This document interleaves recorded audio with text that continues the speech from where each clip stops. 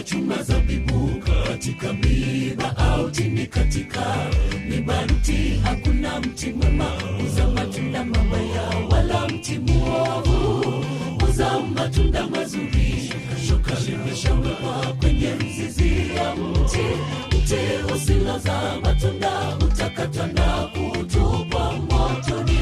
Ndiposa kwa matunda yao mtawatambua. Si kila mtu anayeniambia Bwana, Bwana atakaingia ufalme wa mbinguni.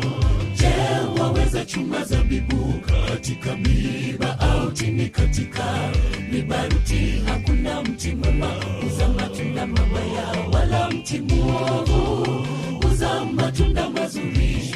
Shoka limeshawekwa kwenye mzizi ya mti, mti usilozaa matunda utakatwa na